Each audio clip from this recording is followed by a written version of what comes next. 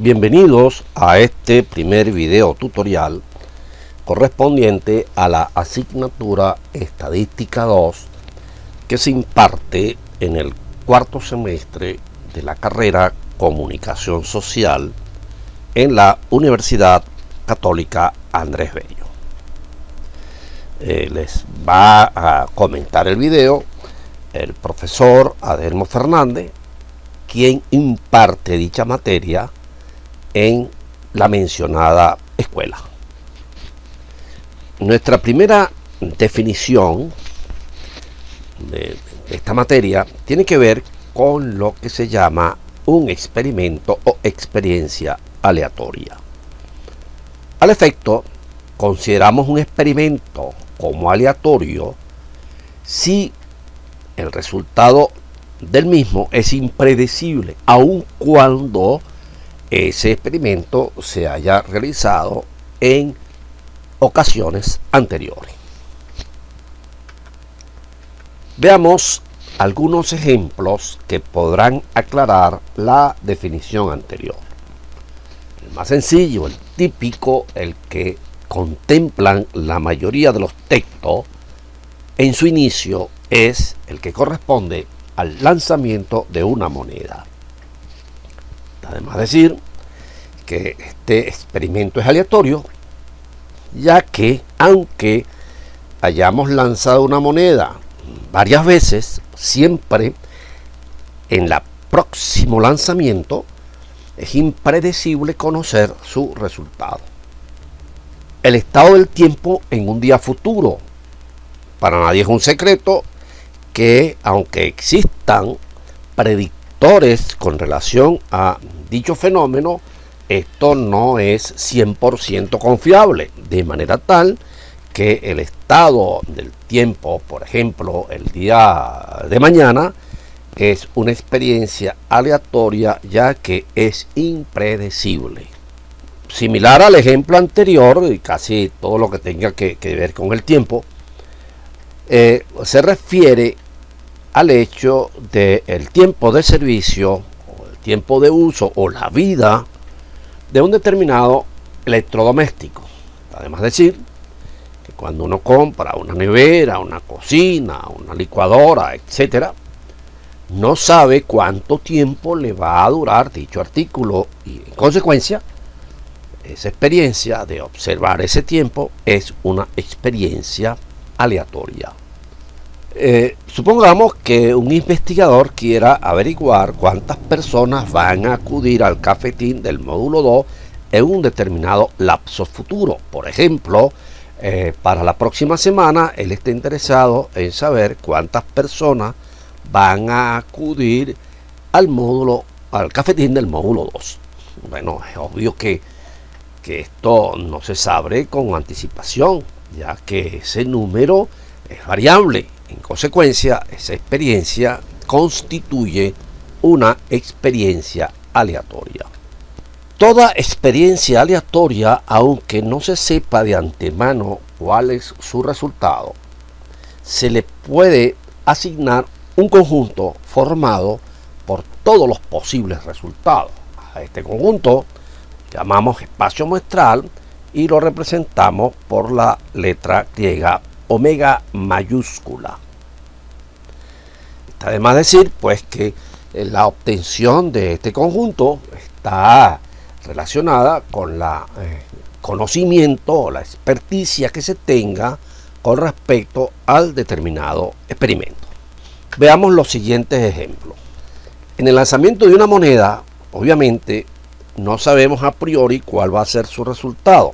Sin embargo, todos estamos conscientes de que ese resultado o es sale cara, que le hemos representado con la letra C, o sale sello, que la hemos representado con la letra S. Hemos dejado aparte algunos absurdos, como pudieran ser, se pierde la moneda, o la moneda cae de canto. En relación con el tiempo o el estado del tiempo en un día futuro, hay muchas formas de representar el espacio muestral. Una de ellas, la que estamos mostrando en pantalla, es muy simple.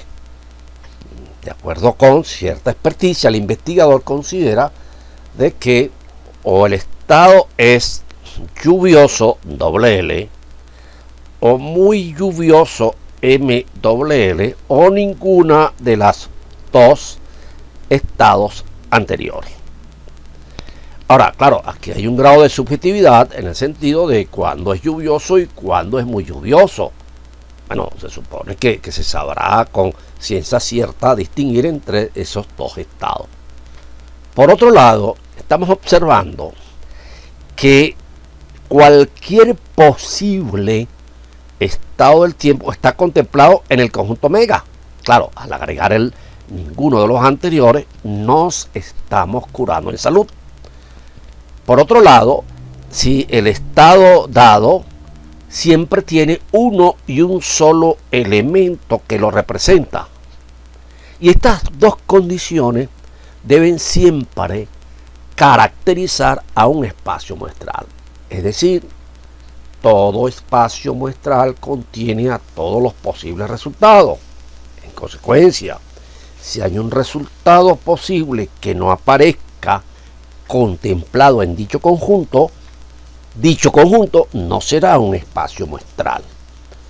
Y además, dado un posible resultado, solamente debe haber uno y solo uno de los elementos del conjunto que lo representen. No pueden haber más de uno que corresponda con el resultado observado.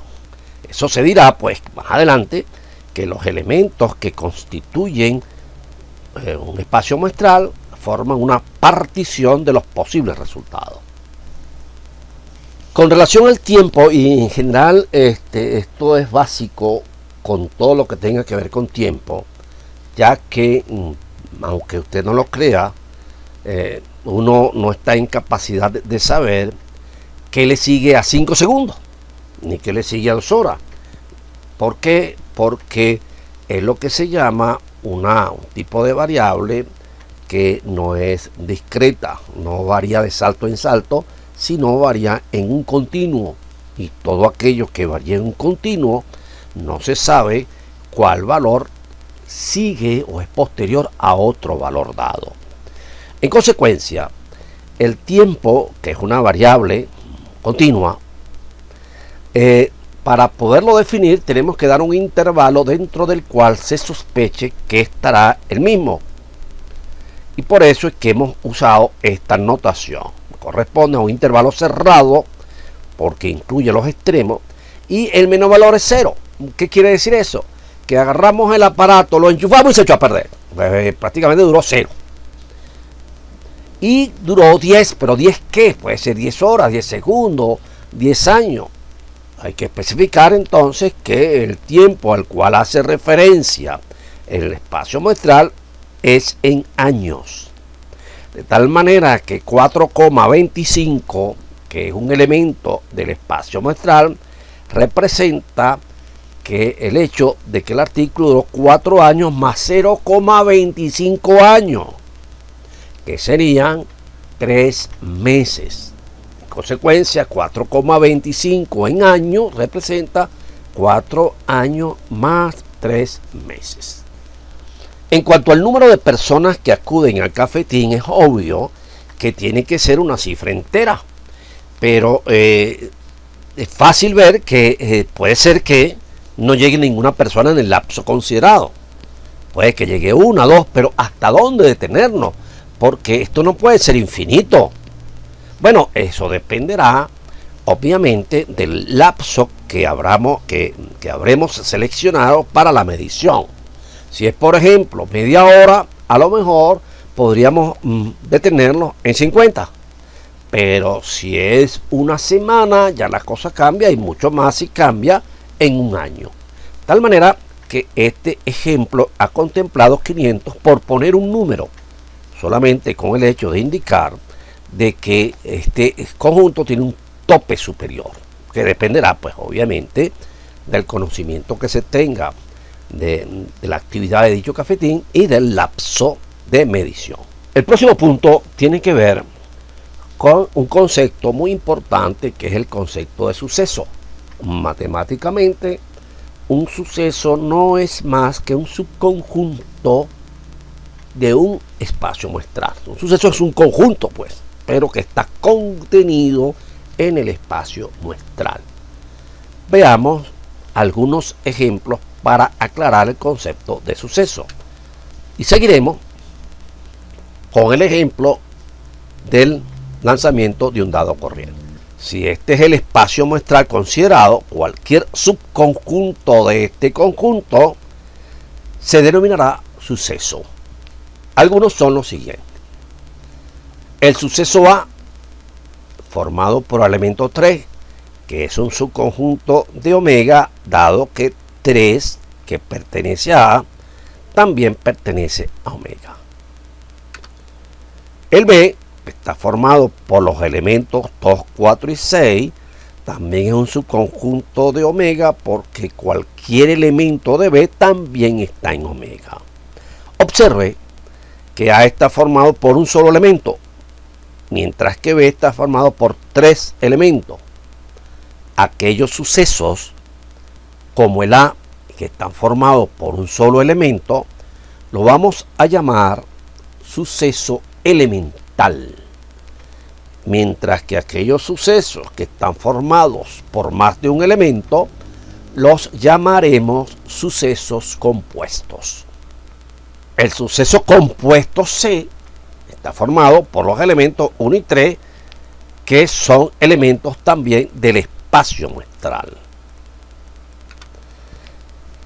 El suceso D, que es el mismo espacio muestral, es por definición un suceso, dado de que todo conjunto es a su vez conjuntos de sí mismo. En consecuencia, pues, el espacio muestral puede interpretarse también como un suceso. Es más, es el suceso más amplio posible. Y a continuación estamos mostrando un suceso que es un poco raro, ya que es un suceso que no tiene elementos. Y ustedes se preguntarán cómo es posible que este suceso que no tiene elementos sea un subconjunto del suceso omega que tiene elementos. Bueno, la explicación es una explicación lógica matemática, porque para yo probar que un suceso está contenido, o mejor dicho, que un conjunto está contenido en otro, debo probar que todo elemento de dicho conjunto también es un elemento del otro. Bueno, por esta vía no anda. Pero en matemática existen otras leyes que permiten hacer demostraciones un poco más avanzadas. Es que si yo no puedo probar que E no es un subconjunto de omega, entonces asumimos que sí lo es. Y para yo probar que E no es un subconjunto de omega, yo debería estar en capacidad de hallar un elemento de E que no esté en omega. Y eso es prácticamente imposible porque E no tiene elementos. En consecuencia, como no pude probar que E no es un subconjunto de omega, asumimos que sí lo es. A este conjunto, tanto el omega como el vacío van a ser conjuntos muy importantes en el desarrollo posterior de la materia. Fíjense que en este experimento el conjunto omega tiene 6 elementos y hemos escrito algunos sucesos de omega. La pregunta que nos hacemos es cuántos sucesos se pueden construir, porque, por ejemplo, para dar una pista, aquí hay muchos sucesos que no hemos mostrado. Por ejemplo, hay 6 sucesos elementales: el 1, el 2, el 3, el 4, el 5 y el 6. Solamente tenemos uno. Pero hay muchos sucesos de 3 elementos: el 1, 2, 3, el 2, 5, 6, el 1, 3, 5. Y aquí hemos mostrado uno solo. Y así sucesivamente. Obviamente que hay un solo suceso que tiene todo y un solo suceso que no tienen todo. Pero ¿cuántos sucesos tienen 4 elementos? ¿O 5? ¿O 3? Bueno, eso es un problema. Como ustedes verán, el conteo uno a uno de todos los posibles sucesos es un tanto laborioso. Sin embargo, la respuesta a este interrogante viene dada por un teorema matemático que establece lo siguiente. Si un espacio muestral omega tiene un número finito de elementos n, entonces el número de sucesos que se pueden construir a partir de él es 2 a la n. Así, en el ejemplo del lanzamiento de un dado corriente, n es igual a 6. Por lo tanto, el número posible de sucesos distintos que podemos construir es 2 a la 6, que vale 64. Imagínense ustedes. Era prácticamente imposible construirlos uno a uno. El último punto que vamos a tocar, o mejor dicho, el último no, el penúltimo, va a ser el concepto de ocurrencia o no ocurrencia de un suceso. Un suceso, como vimos anteriormente, es un subconjunto del espacio muestral. Pero estos sucesos ocurren o no ocurren, y eso va a depender del resultado del experimento aleatorio. De manera tal que un suceso ocurre si el resultado del experimento aleatorio es un elemento de él, y no ocurre en caso contrario. Aquí con esta letra W, que no es W, es omega minúscula, estamos haciendo referencia al resultado del experimento. Veamos esta definición de ocurrencia o no ocurrencia con los sucesos que planteamos anteriormente. El suceso A igual a 3 ocurre si al lanzar el dado sale el número 3, y no ocurre si al lanzar el dado no sale el número 3. Este caso es obvio, pues la interpretación. El suceso B igual a 2, 4, 6 ocurre si al lanzar el dado sale un número que puede ser el 2 o el 4 o el 6. Esto lo podemos resumir diciendo si sale un número par. Observe que cuando dijimos anteriormente cuando ocurría B, utilicé la partícula O y no la partícula I. Es incorrecto decir que B ocurre si sale 2 y 4 y 6, porque esto es imposible, porque al lanzar un dado no pueden darse esas tres situaciones simultáneamente, de manera tal que la opción correcta es utilizar la partícula O. Sale 2, o sale 4, o sale 6.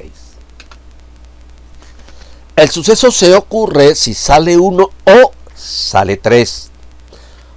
Otra forma distinta sería si sale un número impar menor que 5 o si sale un número impar menor o igual a 3.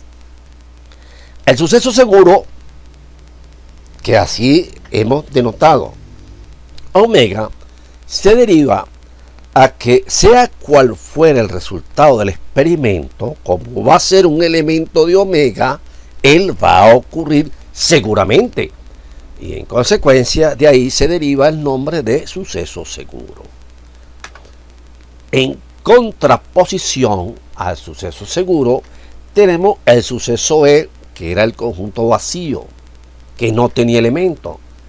Y en consecuencia a ese suceso se le denomina suceso imposible porque nunca ocurre. Terminaremos este video tutorial explicando lo que vamos a ver en las próximas clases, que serán operaciones o álgebra de sucesos. Las operaciones que nosotros vamos a realizar con sucesos tienen la particularidad de generar a su vez nuevos sucesos, y eso es lo que los matemáticos denominan una ley de composición interna. Quiere decir que toma, su input es uno o varios elementos de un conjunto y asocia, genera a partir de ellos un nuevo elemento que sigue perteneciendo al conjunto. De manera tal, pues, que las operaciones que vamos a ver van a tener esa característica. La primera de las operaciones va a ser la complementación. La próxima que analizaremos será intersección. Posteriormente veremos la unión. Seguidamente la diferencia. Y por último la suma booleana o diferencia simétrica. Les habló Adelmo Fernández y será hasta la próxima oportunidad.